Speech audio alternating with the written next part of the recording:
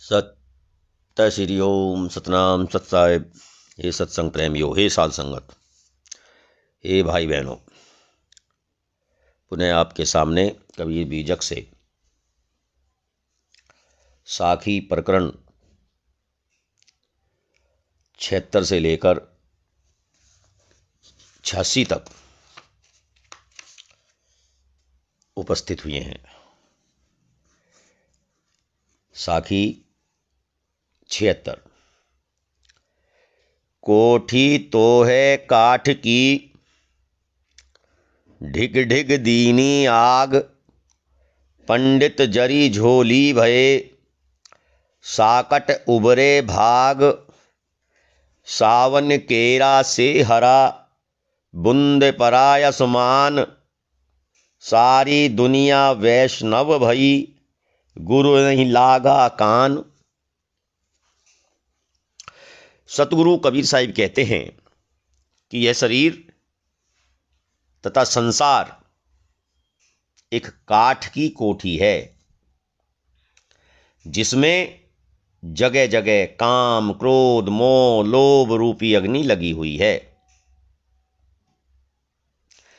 इस लकड़ी की कोठी अर्थात सांसारिक शरीर में ज्ञानी, पंडित एवं अशिक्षित या सरल हृदय साथ ही रहते हैं।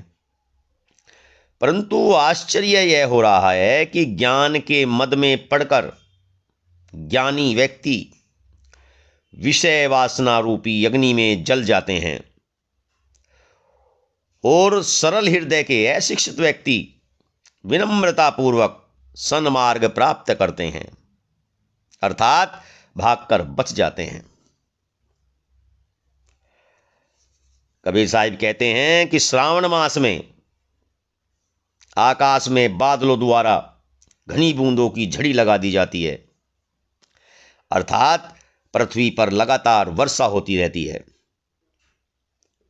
दूसरे शब्दों में संसार में गुरुओं, पुरोहितों के अपार समूह हैं और उन्होंने गुरु मंत्रों या सिद्धांतों की झड़ी लगा रखी है। इसलिए संसार के अधिकांश व्यक्ति भक्त तो बन गए हैं, परंतु सत्य उपदेश नहीं ग्रहण कर सके, अर्थात सच्चा गुरु प्राप्त नहीं हुआ। ढिग बूढ़ा उतरा नहीं, या ही अंदेशा मोह, सलील मोह की धार में क्या नींदरी आई तो। सखी कहे गए नहीं, चाल चली नहीं जाए, सलील धार नदिया वह, पांव कहाँ ठहराए। गेहंता तो बहुत मिला, गेहंता मिला न कोई, सो कहंता बही जान दे, जो न गेहंता होय। कबीर साहिब जी कहते हैं कि हे जीव, तू तो कल्याण के अत्यंत पास अर्थात नर शरीर में ही डूब गया, अथवा अंतःकरण रूपी संशय सागर में ऐसा डूब गया कि ऊपर ही नहीं आ सका। अफसोस तो यही है कि मोह रूपी जलधारा में तुम्हें नींद किस प्रकार आ गई। आदमी शब्द ज्ञान की बातें करते हैं, अर्थात साखी या ज्ञान की बातें करते हैं, परंतु इनके भाव अपने हृदय में ग्रहण नहीं करते। ये सभी उपदेश दूसरों के लिए होते हैं। वाणी का ज्ञान तो बहुत है, दूसरों को उपदेश देने की विद्या तो बहुत जानते हैं, लेकिन अपने आचरण में उतारने के लिए कोई तैयार नहीं है। उनके आचरण में वे भाव प्रकट नहीं होते हैं, अपने हृदय में उन भावों को नहीं उतारते हैं जिन्हें दूसरों को उपदेश देते हैं। अपने को चेतन स्वरूप कहते हैं, परंतु उसके अनुसार आचरण नहीं करते। जिस तरह तेज धार वाली नदी के जल में पैर नहीं ठहर सकता, उसी तरह अंतःकरण में वासनाओं का जोर होने के कारण धैर्य नहीं रखा जा सकता। कहने का अर्थ यह है कि अपने को ज्ञानी कहलाने वाले तो बहुत हैं, परंतु ज्ञान मार्ग पर चलने वाले बहुत कम हैं, अर्थात ज्ञान का भाव एवं आचरण गहन करने वाले प्राप्त नहीं होते, दिखाई नहीं देते, मिलते नहीं हैं। अतः जो व्यक्ति ग्रहण नहीं करता उसे भटकने दो, उसके पीछे मत दौड़ो। यही सत्य गुरु का उपदेश है। सो कहंता बही जान दे, जो न गहनता होए। जो ग्रहण करने वाला नहीं है उसे मत कहिए, उसे छोड़ दो, जाने दो जहां जा रहा है। जो सुनना चाहता है उसको सुनाइए।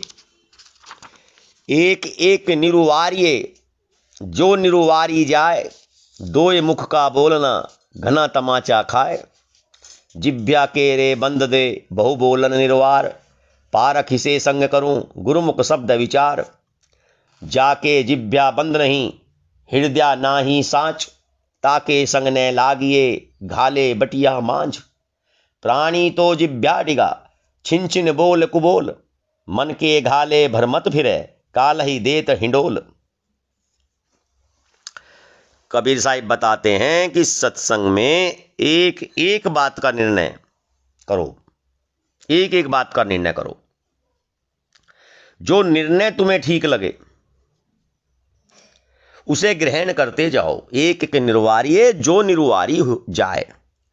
जो निर्णय करने के योग्य है, जो निर्णय करने लायक बातें हैं, जो ग्रहण करने वाली बातें हैं, उन्हें ग्रहण करते जाओ।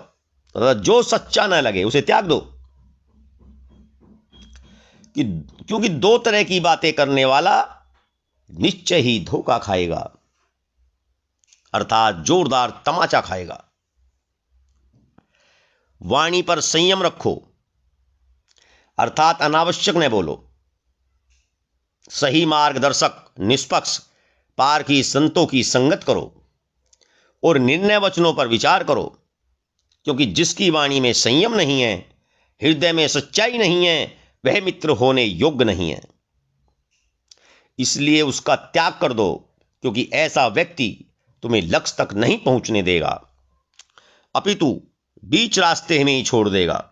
अधिकांश व्यक्तियों ने अपनी वाणी को इतना चंचल बना लिया है कि हर क्षण गलत बातें ही निकलती रहती हैं, अर्थात मन के चक्कर में मानव भटकता रहता है।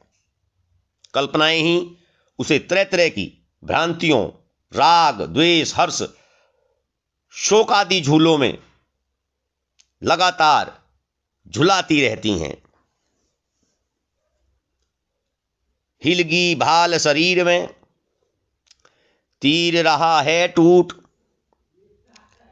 चुंबक बिना ननी करे, कोटि पाहन गए छूट। आगे सीढ़ी सांकरी, पाछे चकनाचूर। परदतर की सुंदरी, रही धक्का से दूर। इसमें कबीर साहिब बताते हैं कि यदि शरीर में तीर घुसकर निकल तो गया परंतु नोक रह गई है, तो वह चुंबक पत्थर से नहीं निकलेगी। चाहे करोड़ों पत्थर आजमा कर देख लो, उसे तो चुंबक ही निकाल सकेगा। उसी तरह मनुष्य के मन में वचनों के बाण घुसकर जम गए हैं, तो वे विवेक ज्ञान के बिना नहीं निकल सकते। करोड़ों थोते ज्ञान उसके लिए व्यर्थ हैं। काफी ऊंचाई पर चढ़ा हुआ धैर्यहीन यात्री, जो कि आगे संकरी और डरावनी राह देखकर घबरा जाता है और वहीं पड़ा पड़ा पछताता रहता है, अथवा कोई पर्दे के अंदर रहने वाली सुकुमारी समुद्र के किनारे से काफी दूर निकल गई हो और आगे झंझावत में जाने की गुंजाइश न दिखाई देती हो, तथा पीछे किनारा भी काफी दूर हो, तो वह वहीं तक कर लंगर डाल देगी। यही दशा विषयासक्त, सुखध्यासी तथा आराम तलब लोगों की होती है। कल्याण पथ पर चल पड़ा, परंतु आगे कठिन रास्ता दिखा। पीछे सांसारिक विषयासक्ति रूपी दुख तो वह कहीं का नहीं रह जाता, अर्थात पर्दा तक की सुंदरी बनकर बीच धारा में ही पड़ा रह जाता है। जो आगे अध्यात्म के मार्ग पर आगे निकल जाता है उसे पीछे मुड़कर आसक्ति, भोग विलास, विषयासक्ति, वासना आदि को नहीं देखना चाहिए, पीछे मुड़ के नहीं देखना चाहिए। वही चाहे आध्यात्मिक मार्ग में कितना भी कठिन रास्ता दिखे, आगे बढ़ता जाना चाहिए, बढ़ता जाना चाहिए। वही अपने लक्ष्य पर पहुंच सकता है।